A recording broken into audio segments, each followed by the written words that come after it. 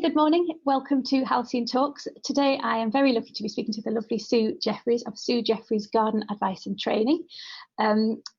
We are today going to be talking about horticulture and the massive impact that plants and wildlife and nature in general can have on your well-being. So Sue, welcome to the podcast today. Would you like to just introduce yourself, say a little bit about your business and your journey so far to lead you up to this point? Yeah, well, I'm a trained horticulturalist. I did my training at Myerscough College, which is the Lancashire Agriculture and Horticulture College near Preston. I started there about 15 years ago. Prior to that, I had done a very unnatural job. I'd just been working in offices, doing administration and management, and got a bit fed up with it, really. And I went to a career coach, and she said, what do you think you'd like to do? And of course, you think about your skills and that you've done at work. And then she said, no, what do you really enjoy doing? You know, and I thought, well, it's being outside.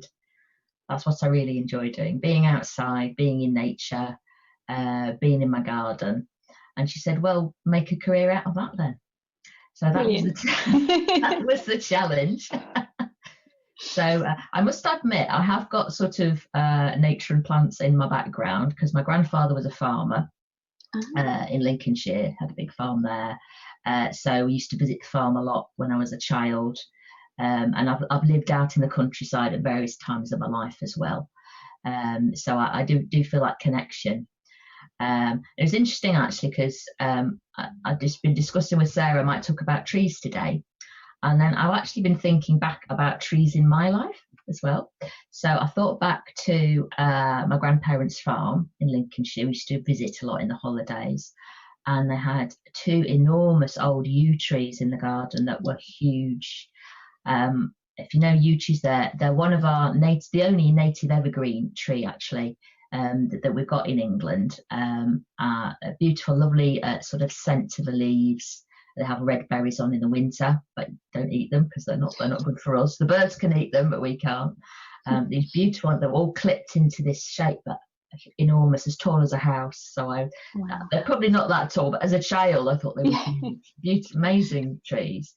And then there was a copse of chestnut trees as well, just as you went into the farm. So I suppose they're things that really stand out in my mind when I think about going to the farm. I do think about the trees that were there, and even as a child I wouldn't probably know what the name of them was, but you do remember just the sheer size of them and how sort of impressive they are. So so that I have got a bit of nature and wildlife and plants and things in my background as far as that goes. And one of my early memories is being in my grand's garden where she used to grow vegetables and flowers and helping her pod peas. Oh, yes. And if you've ever done that, you can actually eat peas because you don't have to cook peas if they're fresh. If they're not frozen in a packet. Oh, no, and that smell as well. The sweet pea smell. It's so, and I think that will resonate with so many people as well, because I think a lot of childhood memories I've done exactly the same as you. Our grandparents, we grew up in the countryside, we grew up in the middle of the trees, and one of my overriding memories is the sort of the silhouette of the trees against the sunset. And my dad used to take beautiful photos of just, and the same tree just can look so different as we go through the seasons. And I know we're going to be talking about seasonality today, aren't we? But the trees just look so different going through the seasons, and just the memories of these trees. This one big, it must have been an oak tree, I think, just silhouetted against the sunset, but looking completely different depending on where the light was and how many leaves it had left, and just beautiful. And like you say, sweet peas and podding shelling peas, and I think that's, we were talking earlier, weren't we, before we turned the cameras on, about how much it's being lost a little bit in terms of the natural habitat, and how what we maybe remember isn't necessarily going to be there a lot in the future.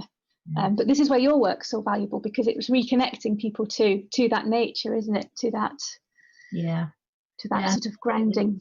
There's been a massive move over into people living in the suburbs and urban areas and out of the country, and losing contact with with plants and the soil and what you can do with it. And I think one of the most basic interactions the human species has is with nature. You know, before we had technology, we had nature interacting with it, whether it was hunting or just foraging, going finding food in nature, before we even started growing things deliberately with agriculture. Yeah. So that's been a huge part of us, and it's still in there, I think. Yeah, definitely. Connection, you know, when you see bright red berries in the hedgerow or something, it catches your eye. We're actually programmed to notice those things. We're programmed to notice that oh, what's that? I've noticed that there's a food source. Yeah. So we're very, and it's funny actually. I was walking my dog this morning. He's a Saluki, so he's a sight hound, so he's a very, very visual dog, and he notices everything. You can just see as he walks along, he's looking everywhere. Tuning in. And I think in some ways what's happened to us when we live in quite stressful environments that are busy, crowded, commuting, cars, lots of buildings, noises, we almost, I think, try and shut off from it. We try and close ourselves to what's going on around us and retreat inside ourselves in order to almost protect ourselves. There's too much going on, and it feels quite invasive.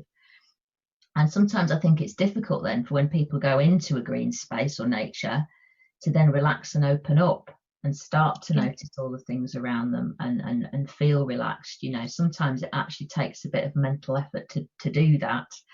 And certainly because we may not be around trees and plants, we might not know the names of them, we not really know what they are. I certainly don't know if things are edible or not. So about that. I can't go foraging everywhere. You need to know what you're looking for before you start putting things in your mouth.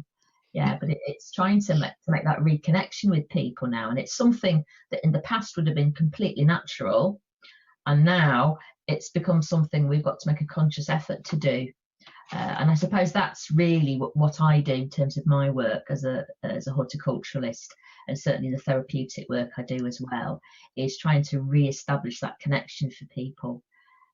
So we understand what the plants are around us, how they grow, how we can interact with them, how we can get pleasure from them in lots of different ways, whether it's eating them or growing them or just looking at them or smelling them, you know, if they're roses or whatever. And I do find plants, as you mentioned about your childhood, they're connected with memories for people as well. Pleasant memories about people they know who had certain plants in their garden. Some people are given plants by people, and then I often get people saying, somebody gave me this plant, I don't know what to do with it, so I think I'm going to do it. It's so true. That's me. Or I get people who've got plants in their garden that are taking over, and that they feel quite intimidated by the plant and not sure what to do with it. So I think we have to make those reconnections back into nature again. Talk us through first how you work with your clients and what sort of training and advice you give at your workshops. Well, I've done a range of different things. So sometimes I'm actually working for charities and clients who've asked me to put together a course. So I've worked with people in secure settings. I don't know if people might be familiar with Calderstones at Worley, which was a secure setting there. It's for adults with learning difficulties.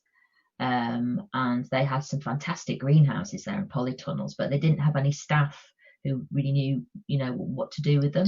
So I used to run courses for people, and often they might be literally about how to plan and grow a vegetable garden. So we'll start from the very basics, and we'll be talking about the soil and what we need to do with the soil and the nutrients in the soil.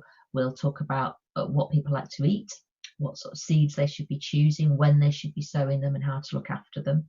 So on the surface of it, it's just about vegetable growing. But what it's really about, as I say, is making that connection with people again, back into the soil, that they can plan things, they can work, sometimes working as a group together is really positive for people to do something collectively in terms of planning and discussing things.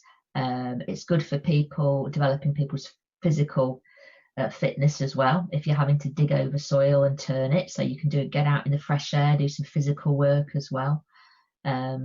And then there's the planning ahead and thinking what you might like to taste as well. So it's sort of stimulating your ideas sensory things. So it's, like I say, on the basis of it, it's just doing a gardening knowledge, but there's more to it than that. It's got a lot of different facets to it, and I can structure those differently depending on the group of people and what they want out of it.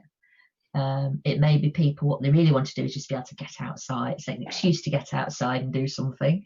It might be a space or a derelict space that we want to do something in this space and create something that's beautiful to look at. So I've done that before with people actually planning more flower gardens, because they've got a bit of space that's derelict and they want to work together to make it attractive to look at. So if you come into that space every day for work or college or whatever setting, you're seeing something that's beautiful, and the sense of pride people have as well. When they've actually grown something from seed, they've planned it, they've grown it from seed, and then they've seen it flower, and that's a real sense of pleasure that people get in that, and sense of satisfaction. So really, you are nurturing body, mind and soul, aren't you? Because you're doing the body, you've got the physical stuff in terms of clearing the site and, like you say, planting, shifting the soil, and actually the physical planting. And you've got the mind in terms of thinking things through, planning things, and I suppose, watching, taking notice, watching the changes. And then the soul, you've got all the sensory things as well, haven't you? Sort of the mindfulness of enjoying the plants in the moment, but then also when you say about the sensory stuff, like the smells of the lavender, or we see sensory gardens, don't we, where we have lavender and rosemary and big tall grasses and things. So it's hitting all three body, mind and soul, isn't it, what you're doing? And so what's the biggest sort of outcomes for your clients that you see? I think there's that reconnection with nature. Suddenly people looking around and thinking, wow, let's say people get so shut down and closed in the head sometimes if they're stressed and anxious. Beauties might be all around them, they don't see it. And I think it's that opening up and noticing. I've done courses where we've looked specifically at how plants grow. So looking at flowers and the structure of flowers and all the different parts of flowers. We do pull them apart and have a look at them. Some people are a bit sensitive about, but flowers don't mind. So we actually have a look at them and then see how, look at the pollinators, to really notice all the different, it's not just bees and butterflies, there's all sorts of different insects that come to flowers and pollinate them. And then we look at seeds, we collect seeds as well, and then just see how plant seeds, watch them grow. See some seeds tend to grow on deep root first before they put up their leaves. Some of them have the leaves quicker and their roots grow more slowly. Some things germinate within a few days, some might take weeks. So it's just that sense of actually appreciating, like us really, plants are all quite unique and different. To look at how things grow, and then tending the seedlings when they're very tiny as well. I think there's lots of lessons to be learnt about nurturing and looking after plants and seeing them grow. And I think people, the sense of pleasure people get, for me, is fantastic. And I personally, I've been growing things for a long time, but I never cease to be amazed when seeds start sprouting. It's just one of those things. Yeah. It is. It's a lovely feeling. I remember, like, when your kids at school and you do the sunflowers, and just being so eager to get to school to see how much your sunflowers grown over the weekend. And there is that sense of wonder, isn't there? Especially when you're a kid. And to be honest, I'm ashamed at my lack of knowledge of, like you say, in terms of roots and how long things take to grow and things. But when you're a kid, it's almost like magic, isn't it? You plant the magic beads, and these sort of magnificent plants grow from them. It is incredible. It is incredible. And I suppose these little seeds that are like dust can grow into a 4-foot high plant, in the space of a few months. So it's got, and I think there's that sense of hope as well. It's a sense of hope when you plant a seed, because it's the tiniest little thing you put in. And when I work with children, sometimes they sort of look at you and think, is that going to happen? I worked with a primary school group once, and between one week them sowing radish seeds and the next week when they came for the gardening club, there were little seedlings there, and he didn't really believe it. He thought somebody had gone and put them there. Oh, bless him. He couldn't quite believe. Oh, bless him. It changed from a little black seed into a little plant. Yeah, it's a new beginnings, isn't it, with seeds, new beginnings and Yeah, life sprouting and things. So yeah, it's really positive to be part of it, to feel that you're part of that. yeah, definitely. And you mentioned earlier as well about the seasonality, and I think that's really important, isn't it? Especially in this country, because we're so governed by the changing seasons. And how does your work change from season to season? Well, I'm very busy in the spring and the summer. That's good. Dormant thoughts, in the winter. people's thoughts turn to gardens then when they can see nature actually coming to life. People are more likely then to think, oh yes, they can see things happening in their garden, they can see things happening around them. But in fact, I always tell people a good time to plan ahead is actually in the autumn.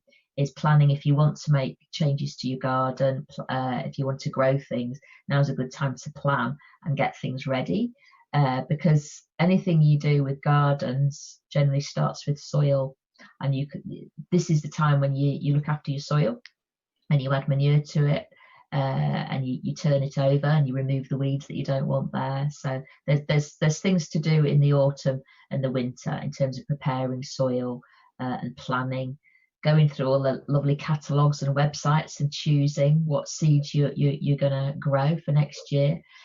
To be honest, there's not many seeds you can grow at this time of year, but you can certainly order them in and have them ready and get all your bits and pieces together. And then sowing really starts, depending what space you've got. I've started sowing sweet peas inside in January. So from January, February onwards, you can start sowing some seeds. You can start getting vegetable seedlings going. So that sort of goes on for quite a long time. But I generally do quite a lot of planning over the autumn and winter with people. So that could be planning projects. It could be planning, redesigning or designing gardens at this point. So it could be things like, say, vegetable gardens that people want, or it could be more ornamental gardens, working with that. And in terms of cutting things back as well, is now a good time to be cutting things back and sort of shaping trees and things, or should that be left to more when it's completely dormant, more winter time?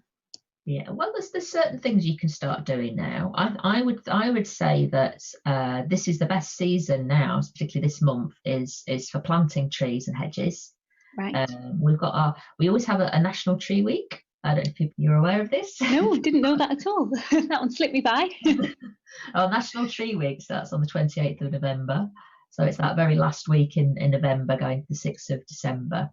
And the reason that's National Tree Week is most people think, the leaves are all off the trees then, but it's a great time to plant trees. So it's when the weather's cooler and moister and the ground's cooler. That's a really good time to plant trees, because deciduous trees are, as you said, they're sort of dormant.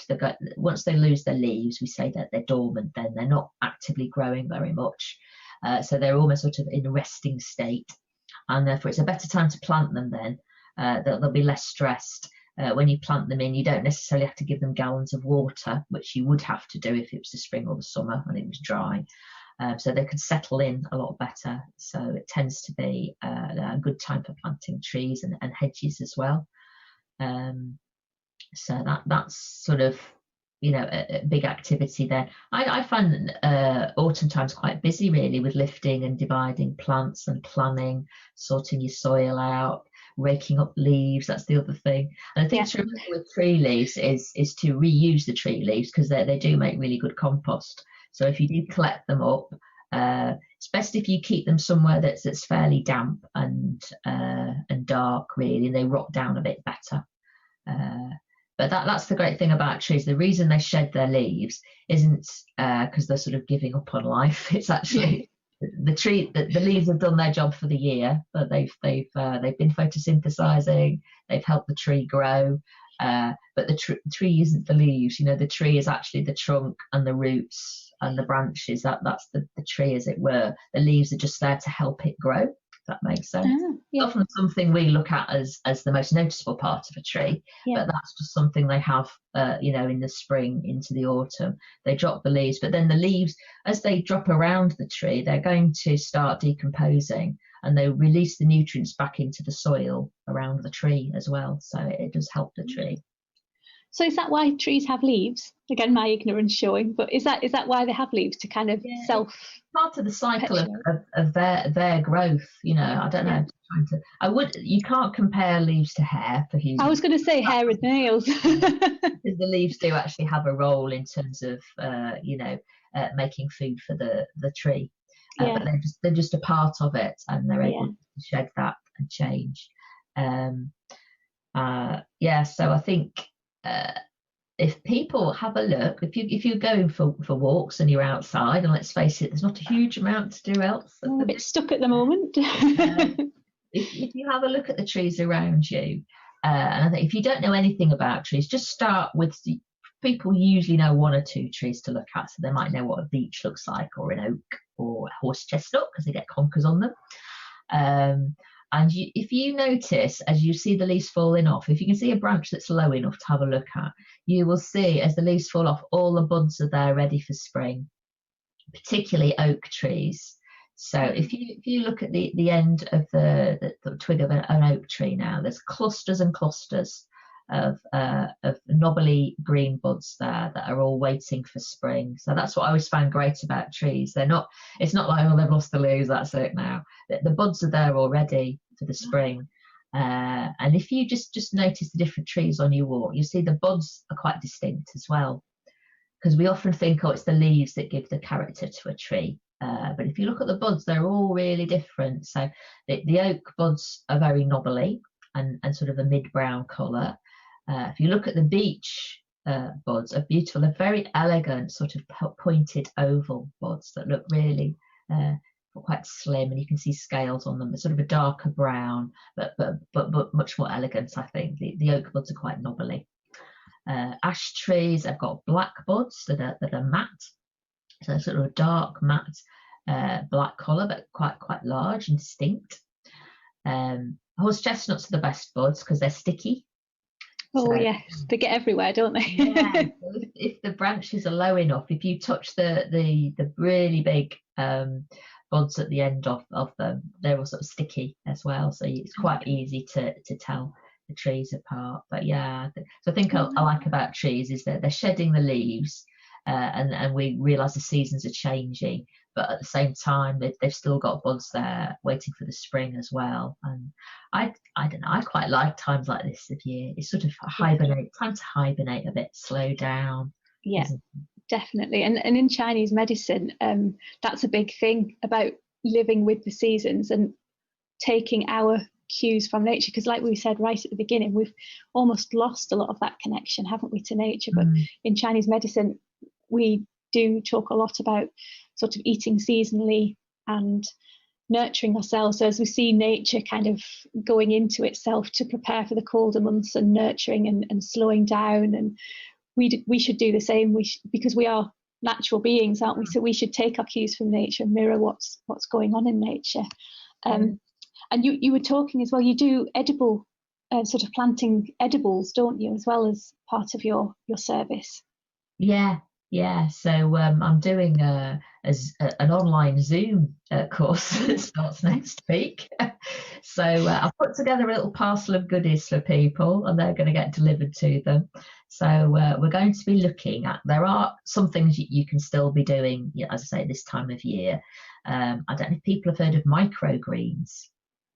They're really sort of little sprouting plants. So you can still grow those this time of year. So we're going to be having a go at growing fenugreek and mini radish and what's the other one? Oh, and pea shoots, little pea shoots. Oh, so we're just really, it's about what you can just grow inside on your windowsill. So we're going to have a go at growing those. They grow quite quickly, so it's really a matter of days from when you've sown the seed to being able to eat them. And they're quite small, but they're packed with flavour and taste and nutrients as well, so that they've got quite a strong flavour, even though they're quite sort of tiny plants. They're the things that you sort of scatter on your plate or whatever, that sort of add to whatever you're eating, your sort of soups and omelettes or whatever. And the other thing we're going to be working with is herbs. I absolutely love herbs. I think they're one of favourite types of plants, apart from trees. A lot of them are evergreen, so they're actually, you'll see the leaves on them all through the year.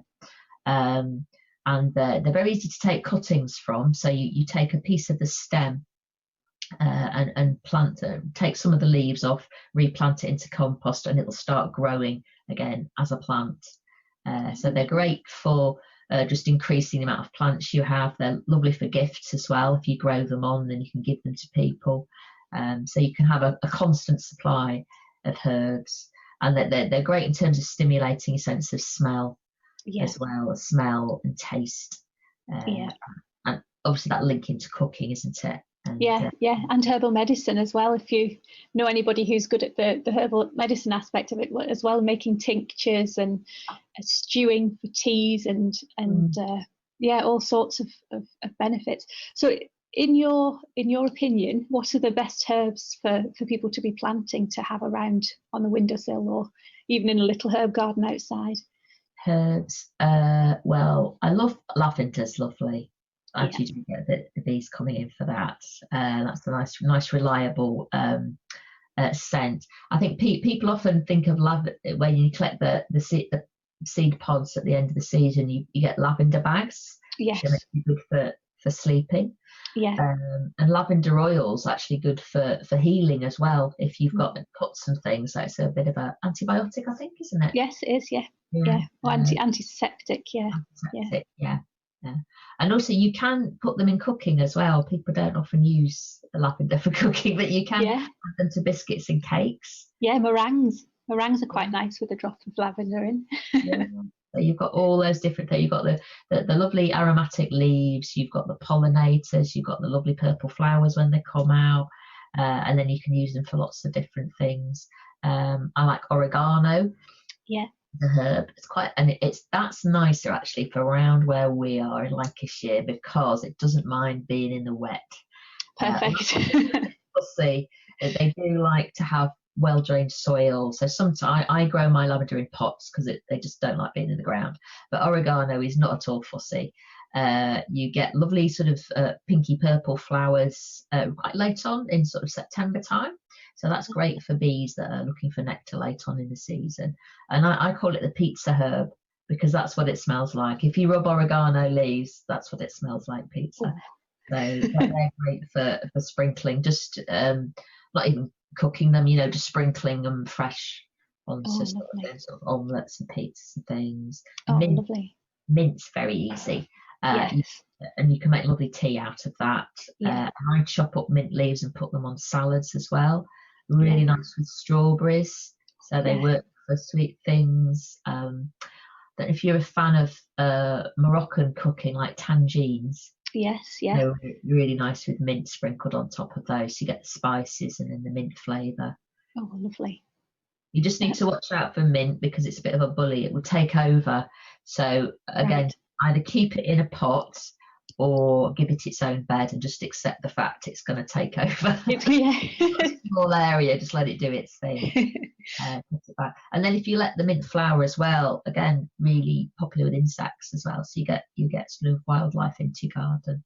Oh, lovely. And can you mix the mints? Because you get different, like peppermint, spearmint, and there's another mint, isn't there, that's quite prolific. Can you mix them in a bed, or is it better to keep the different mints separate as well? I would. I had a bed that was just for mints, and I think I had about 5 in, and 2 took over. Right. So I had a lovely mint, which looks beautiful because it has a little white edge to the leaf, and it's got furry. It looked very pretty, but it just could not stand up to. I think it was Swiss mint and Moroccan mint just took over. A bit bullyish, but so if you want to keep all your varieties, you're probably better off having them in pots and let them give them their own space, so they don't take over. Fennel's a good one as well. That's easy to grow. Quite ornamental, but that's not the fennel where you eat the bulb at the bottom, but it's where you collect the seeds. Oh, right. And fennel's great for cooking with, and nice for making teas with as well. And also, they can get quite tall, get 5-6 foot tall, so they look quite statuesque and beautiful in your garden as well. I put mine in flower borders because they just look quite a beautiful plant. Oh, lovely. You can use the leaves Leaves are really nice with fish, or you can use the seeds. I could go on, Sarah. No, I could listen to you all day, because I'm a qualified aromatherapist as well. So from what you say, like the oregano, that's got fantastic benefits. In fact, I used is it marjoram? It's part of the oregano family, and I used that essential oil last night to calm the dog for the fireworks. Oh yeah. So they've got so many benefits. I think you've got to be a bit careful because it can be toxic if you use too much of it around pets. But there's so many benefits to herbs. I just find I love nature, obviously, but herbs to me this is the connection that we've lost through. I mean, all medicine is based on herbs, isn't it? And plants, but we've just lost that going out to nature to look for our medicine as well. And like you say, tea and mint and fennel in terms of digestive issues, if you just sort of use them as a tea and just drink that as a tea, that can really help your digestion. And it's incredible. Incredible. There's quite a few sort of just native wild plants that you can use as well that are edible. So sweet cicely is beautiful native plant that grows prolifically sort of around this area, and you can eat every part of it. You can eat the roots, you can eat the flowers, you can eat the seeds, and it has that lovely aniseedy sort of flavour to it. So do you go foraging then? Is that do you do a lot of wild foraging? Can we find you in a forest somewhere? I must say I don't sort of use it as a staple part of my diet, but I do like the flavours of it. I mean, around where I live we have lots of sweet cicely, which I like, and we have wild garlic. Oh, beautiful. So you can eat the leaves and the flowers and the seed pods of that. It's quite strong. Just around the back of my house we actually have a little waterfall that comes down, and growing in that is wild watercress. Oh wow. Watercress will only grow in moving water. You can't just grow it in a pond. So traditionally when we used to have our own watercress, they would be grown on the banks of rivers because it needs the water flushing through. So there is some lovely watercress there, but boy is it strong. Good. It's nothing like the stuff you buy in a supermarket. You can have the tiniest little leaf and it's really peppery, really hot. Oh, beautiful. It's a lovely flavour though. See how the wild things, they've got a huge amount of flavour to them, and the stuff that's been grown to harvest and almost farmed now has a much milder flavour because we get we have wild oregano in this country as well that just grows naturally. Oh right. So I've seen patches of it around the village where I am where it's just grows naturally. I love I think it was it Todmorden or somewhere, Hebden Bridge somewhere a few years ago. They just started, actually it's probably more years ago than I care to remember, but they just had people planting herbs, didn't they, on roundabouts and in disused parts of the town.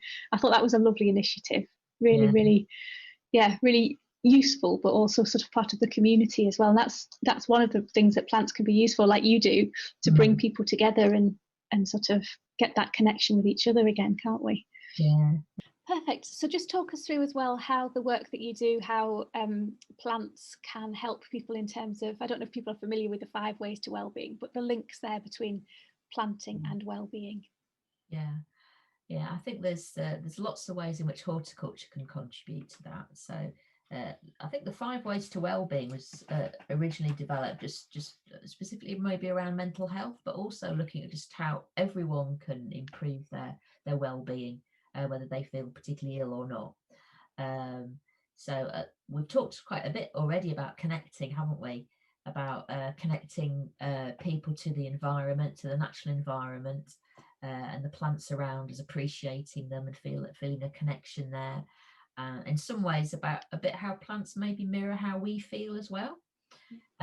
In terms of certainly I'm a big hibernator now. I think since I've been working more in horticulture, I really look forward to winter to hibernate. Very good spring and summer, and I will have a bit of a rest in the winter. So I quite like it. Works for me. It's darker. I think that's darker. I can stay at home now. I can relax and cuddle up, whatever. So there's that connection with nature and plants and feeling part of something bigger than yourself. A lot of people now don't have a particular connection to religion or spirituality, but I think it's really important to feel you're part of something bigger than just you. You know, there's something out there you can connect with, and I think nature and plants are great for that. But I also think people can connect with each other through gardening and horticulture as well. So I've talked a bit before about people being involved in projects together. Todmorden, which you mentioned, Incredible Edible Todmorden, was all about getting the community together, you know, with a focus which was about growing. So it's a great way to connect up with people. And often in horticulture, when you're doing certain projects, they're quite hard to do by yourself. You do need someone else helping you there, and you can see the benefits of working with people. And sometimes it's difficult working with people, but it's just learning to rub along together, and then see that what you've created together is more than you could have done yourself. So it's really good for connecting. Obviously learning, which is another thing, keep on learning and being curious. It's a great part of well-being. And with plants, there's always things to learn. I was looking at the trees as I went for my dog walk today and thought, wow, there's a lot of trees here, I don't know what they are. Don't believe it. Don't believe it. I'm quite good on the wildflowers, but when you start looking at the trees, wow, there's lots of different trees here, all different species and things. So you're always learning things. And I think that's the great thing about nature as well. It sort of puts you in your place. You are never going to know everything about it. There's always something new to be learning, which is great because it makes you curious and interested, but it sort of, you know, puts it in perspective as well. Being active is a great thing. So getting outside, doing things with your body, whether it's like digging or doing fiddly things with seeds and taking cuttings, all of those things that are good for you. So you can do that through horticulture and gardening. Take notice, or, you know, notice what's around you. Again, that's just perfect. We're talking one of the main things, isn't it? Being part of nature is just to notice it. It's like not the taking it for granted and blanking it out. It's actually noticing it and watching stuff. I work for a charity in Salford, and in normal times I get the train into Salford Crescent and I walk along the main road, which is the end of the East Lancs, which is a horrible, busy, noisy dual carriageway, but I walk along there and there's the most beautiful trees along that stretch of road. So it's just by a dual carriageway. I'm probably breathing in a lot of particulates or whatever as I walk along, but they've got mountain ash with red berries, and now the leaves have gone yellow. They've got lime trees that have flowers on in the summer. There's oak trees, there's white beam. There's just a most amazing, there must be at least 20 different trees as on a 10-minute walk. So even in really busy urban areas, if you just look around you, you'll see something, you know, that's interesting that then can and I think part of it for me, particularly with trees, is you're just looking up, and sometimes just looking up lift your spirits as well. It rather does. than, you know, looking down at your feet, looking up. I must admit, when I'm hunting for wildflowers, I tend to be looking down a lot. Yeah. It's good to look at trees. It just makes you feel a bit better, just literally just lifting your eyes up.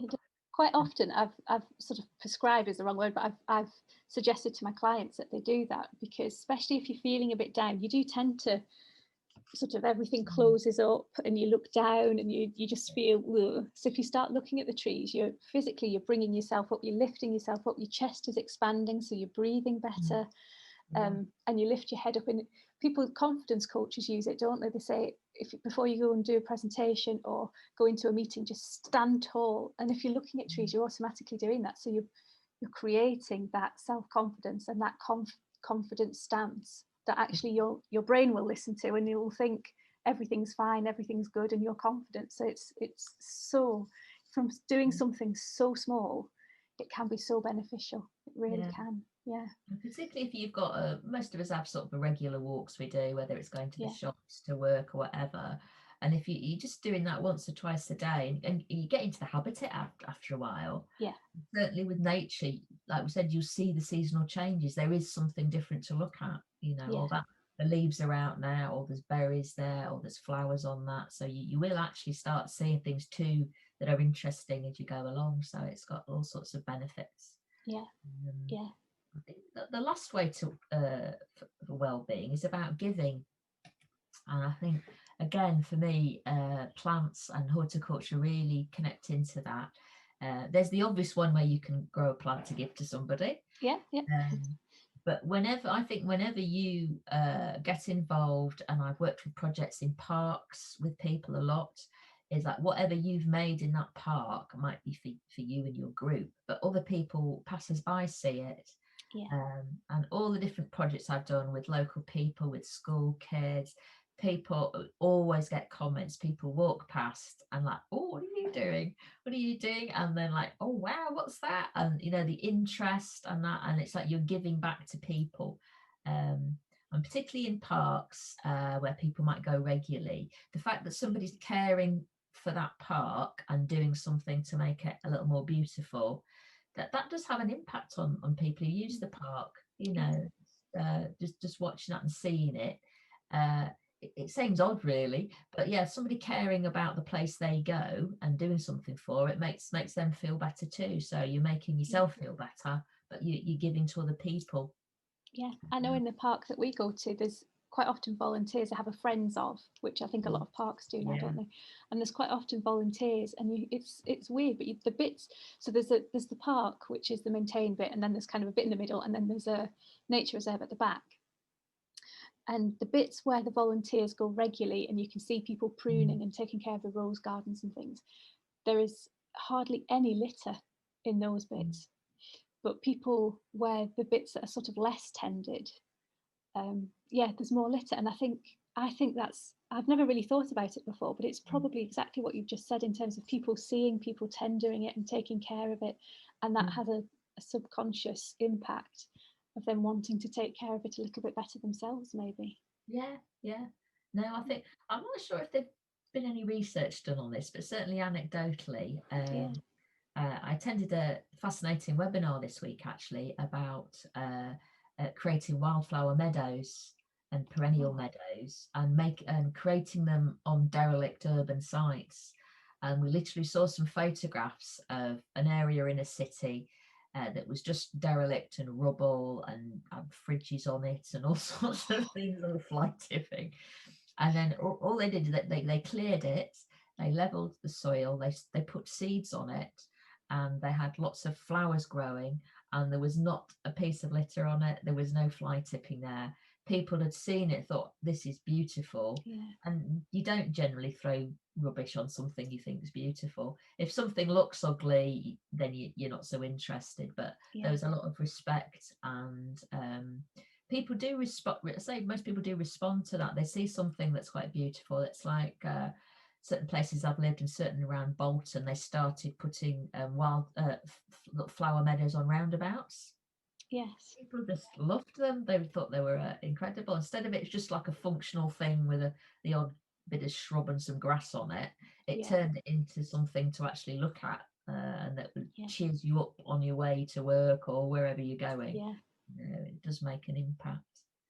It really does. Such a simple idea, but all of this is simple. It's stuff that we just used to do without thinking about it, like you said right at the beginning, isn't it? It's getting back to that primeval self, connecting and foraging and using that part of our brain that you don't tend to use it in the supermarket, do you, when you're just going down and picking up stuff from the supermarket? It's not the same as getting out in nature and looking for things. And I think one of the key things that it makes us do is it does make us slow down, because it's instant gratification. You sow a seed, you do have to wait a few weeks for something to happen. You have to wait a while. Some plants, you sow a seed, you might have to wait over a year for it to flower. So it is that sort of slowing down, which I think we do need to do, because when everything's just like fast paced all the time, it is actually quite stressful. I don't think it's a positive environment to live in all the time, where we're under pressure and we're under deadlines or whatever. With plants, you're working with another living thing, and it's got its own rhythms, and you have to slow down and respect that and work with it. Definitely.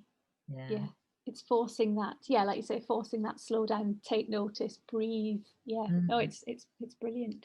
So how do people, if people are interested in your sessions, how do people get in touch with you, Sue? People can get in touch with me via my website, which is sjgardenadvice.co.uk. I'm on Facebook as well. I'm on LinkedIn and Instagram and Twitter, I think, as well. So if you people Google Sue Jeffries garden advice and training, you should be able to get onto my website, maybe see some of the things I've done in the past. Different, as I say, I worked with lots of different projects.